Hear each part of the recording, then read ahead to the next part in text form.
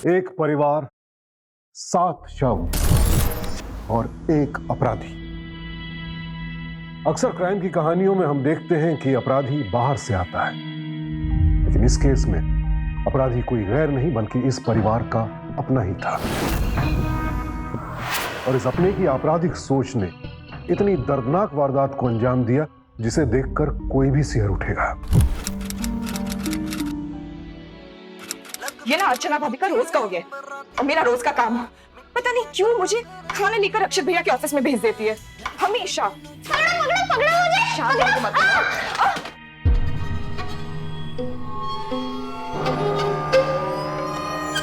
Sorry रुचि बुआ।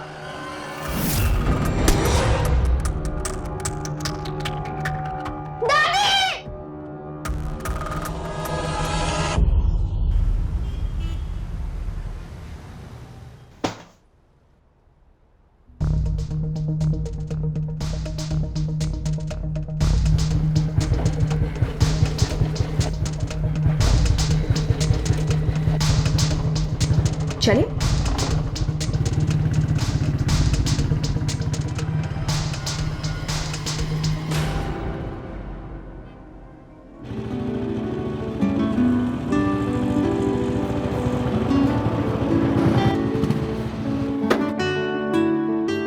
क्या हुआ? यहाँ क्यों बाइक रोकती?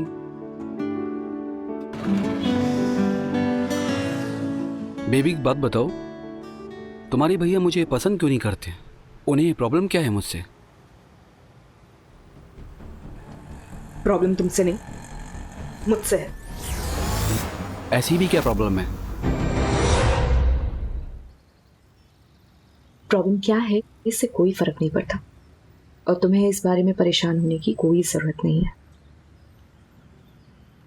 एक बात जान लो विशाल, अगर किसी ने भी मेरी जान को मुझसे दूर करने की कोशिश की ना तो मैं सबकी जान ले लूंगी। हो सो स्कैरिंग, मैं तो डर गया। पता है कभी कभी मुझे उनके गुस्से से ज्यादा तुम्हारे गुस्से से डर लगता है। लगना पीछे पीछे बैठो। ओह चलो चलो अब रेडी हो जाओ राइड के लिए।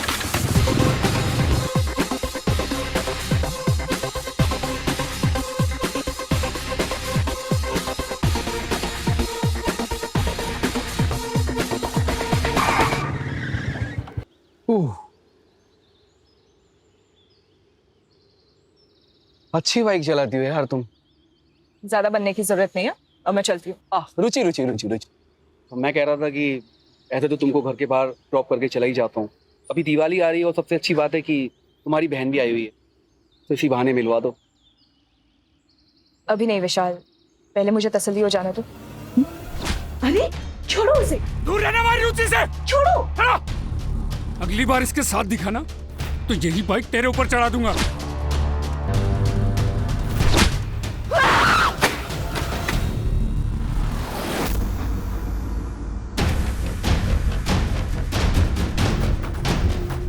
देखा, रुचि को मेरे अलावा कोई और हैंडल नहीं कर सकता। चलो छोड़ो। पहचाना नहीं है अभी तूने इसको। चल निकल। गया वो, अब तमाशा बंद करो। शहर में नाक कटवानी है क्या? इसलिए इतनी मेहनत की थी तुम पर। पूरे दिन उस लड़के के साथ बाइक पर बैठकर घूमती रहती हो, उसे यहाँ भी ले आई बेशर्म। आज मुझे हाथ लगा दिया, अगली बार लगाया ना तो बेशर्मी की हद पार कर दूंगी। और ये बड़ा भाई होने का ना, बड़े भाई से ऐसे बात करते हैं? इससे क्या रिश्ता है? भूल गई तुम? भूल गई हूँ भक्ति दी, सब कुछ भूल गई हूँ। इससे आप सबसे क्या रिश्ता है, सब कुछ। जैसे आप सब भूल गए हो कि अमन भैया के साथ क्या हुआ था।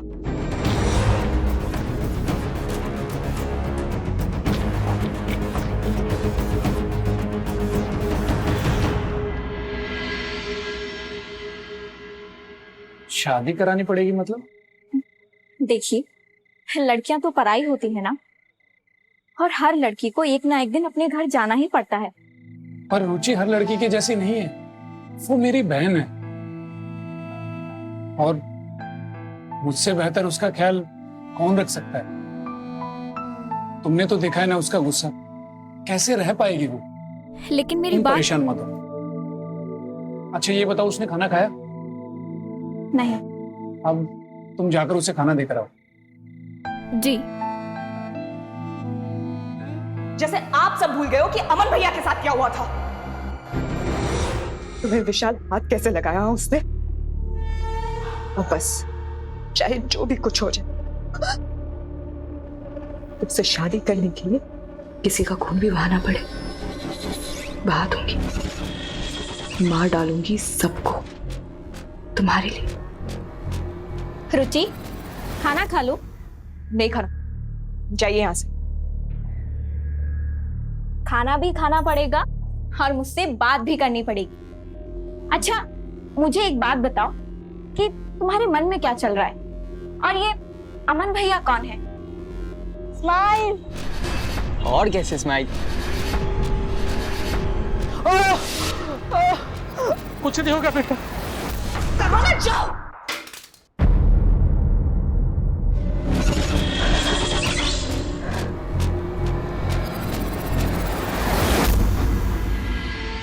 कल मेरे 5 साल के आरव को चाकू दिखाई, और आज ये सब। ऐसा लग रहा है जैसे कुछ और बुरा होने का इंतजार कर रहे हैं हम सब। आखिर हो क्या गया है रुचि को? और ये अमन भैया कौन है? भक्ति दीदी, जब से घर में आई हूं तब से नोटिस किया है कि रुचि के साथ कुछ तो प्रॉब्लम है। आई एम श्योर ये सब ना अमन भैया से ही जुड़ा है। कौन थे अमन भैया, और क्या हुआ था उनके साथ? हमारी बुआ का इकलौता बेटा था, गर्मी की छुट्टियों में आया था यहाँ। मैं पढ़ाई कर रही थी, तब मुझे पापा की आवाज सुनाई दी। कुछ नहीं होगा अमन तुम्हें।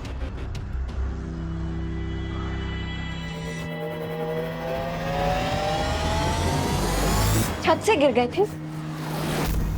हाँ, गलती से। पापा ने हॉस्पिटल पहुंचाने की कोशिश की थी, पर बहुत देर हो चुकी थी। कुछ लोग होते हैं जो चाहते हैं कि उनका परिवार सिर्फ उनकी मर्जी से चले, परिवार के सारे अहम फैसले उनकी अनुमति से लिए जाएं। लेकिन कई बार परिवार को अपनी मर्जी से चलाने और उस पर पूरा अधिकार जमाए रखने की ये ख्वाहिश दिमाग पर इतनी हावी हो जाती है कि मानसिक रोग बन जाती है। मिश्रा परिवार के साथ भी यही हुआ। परिवार का एक सदस्य इसी बीमारी से पीड़ित था, जो बाद में पूरे परिवार के लिए खतरा बन गया।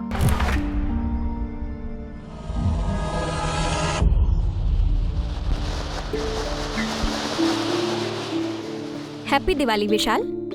हैप्पी दिवाली आपको भी। नहीं भाभी, थैंक यू।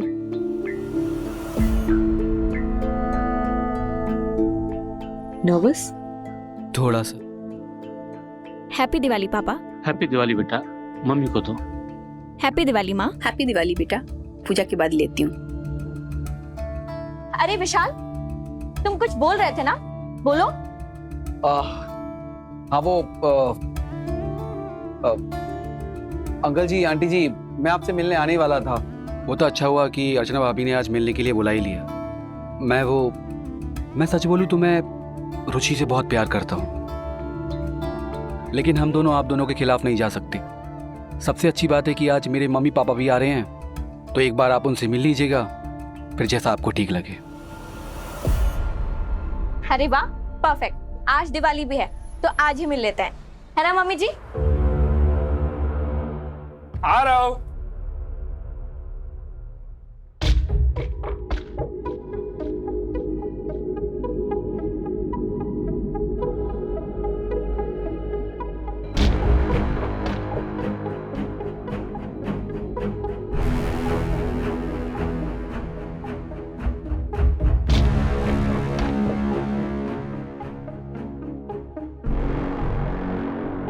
आप आइए मेरे साथ। दीदी,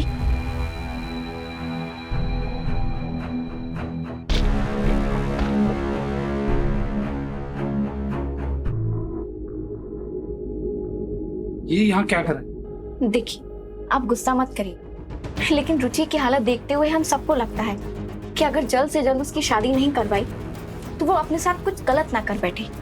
और हम सब मिले हैं उससे, हम सबको लड़का अच्छा लगा है। सबको? हाँ रक्षित, अर्चना सही बोल रही है। रुचि के यहाँ से चले जाने में हम सबकी भलाई है।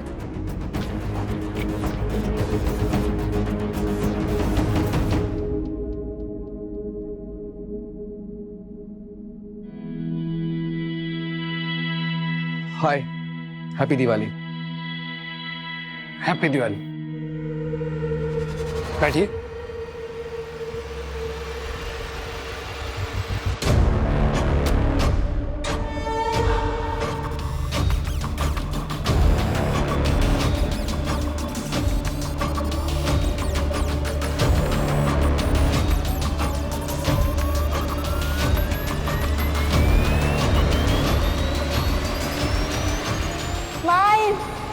और कैसे स्माइल? अच्छे से। और कितना चाहिए?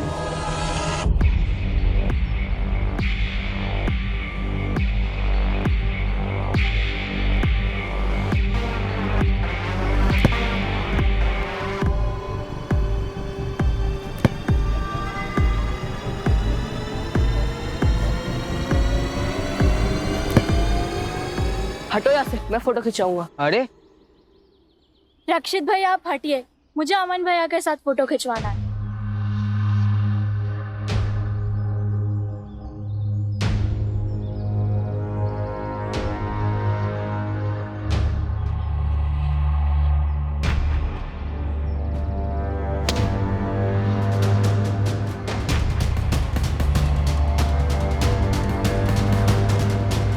रुचि से दूर रहना, उसके साथ मैं खेल सकता हूँ। अमन, बेटा अमन। क्या हुआ अमन को? अमन, अमन, रुचि, रुचि क्या किया तूने? क्या किया?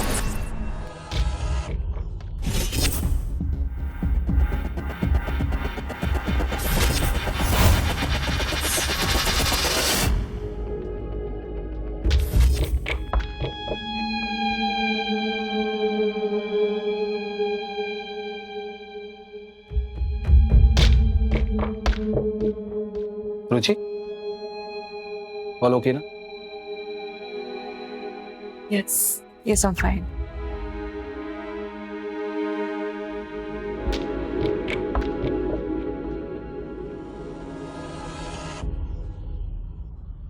Thank you. Arav, I'm so sorry. Thank you.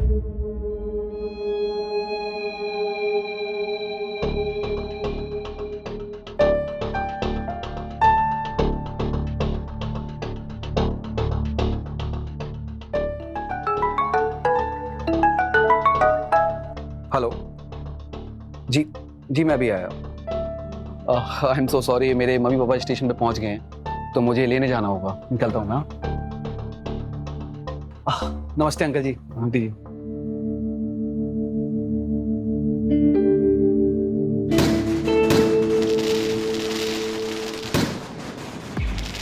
रुचि की हालत देखते हुए हम सबको लगता है कि अगर जल्द से जल्द उसकी शादी नहीं करवाई तो वो अपने साथ कुछ गलत ना कर बैठे। और हम सब मिले हैं उससे, हम सबको लड़का अच्छा लगा है। अर्चना सही बोल रही है, रुचि के यहाँ से चले जाने में हम सबकी भलाई है।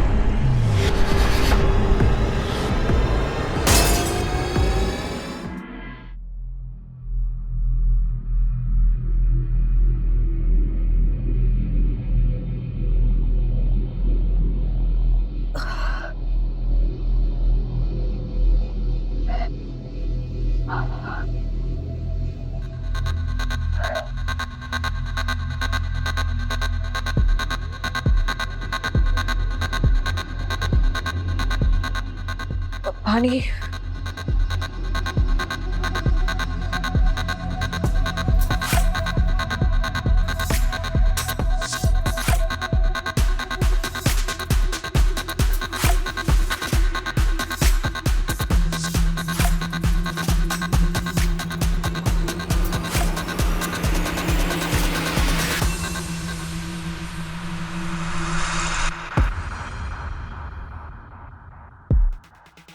पहले बुआ को दे दो, जाओ जल्दी।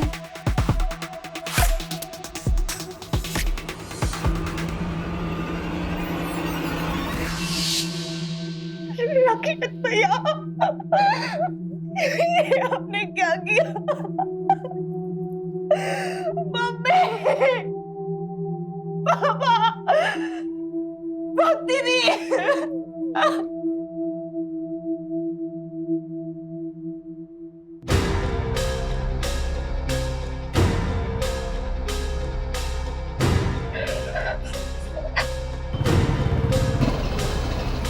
हेलो हेलो विशाल, विशाल तुम तुरंत यहाँ आ जाओ। रक्षित भैया ने जूस पे पॉइजन मिला दिया था। क्या बात कर रही हो रुचि? प्लीज तुम जल्दी आ जाओ।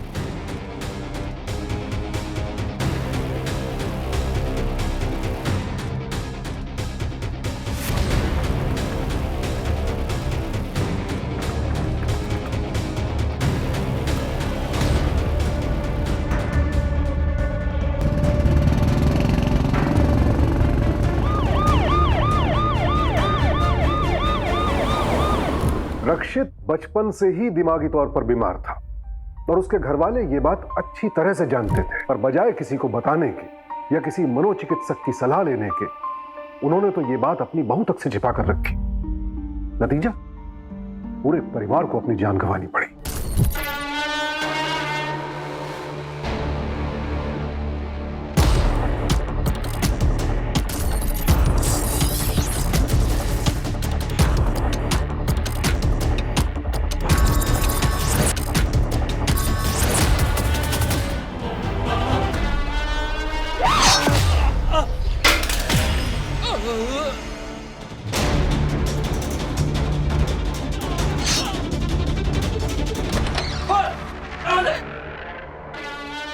रुचि, रुचि!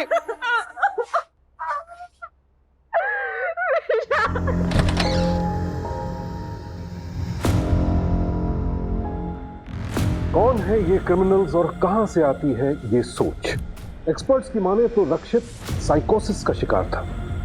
आसान शब्दों में कहूं तो साइकोसिस एक ऐसा मानसिक रोग है जहां इंसान अपनी ही एक ख्याली दुनिया में जीता है और अंततः काल्पनिक और वास्तविक जीवन में फर्क नहीं कर पाता है, और एक ऐसी स्टेज पर पहुंच जाता है जब उसे यह लगने लगता है सब लोग उसके खिलाफ षड्यंत्र कर रहे हैं। कि रुचि का सामान्य व्यवहार लोगों को अजीब लगने लगा।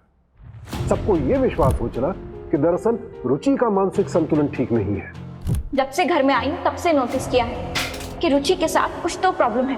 और लोगों के इस रवैये से रक्षित का हौसला और बुलंद हो गया, और एक दिन जब रुचि ने उसकी बात नहीं मानी तो वो अपना आपा ही खो बैठा।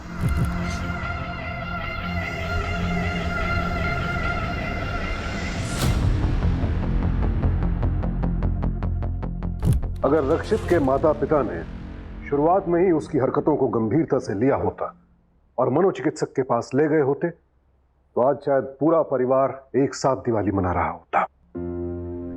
अगर आपके आसपास भी परिवार में या समाज में रक्षित जैसा व्यवहार करने वाला कोई व्यक्ति है तो उसे गंभीरता से ले मनोचिकित्सक के पास ले जाएं, देखें, समझें और ऐसे क्रिमिनल्स से सावधान रहें।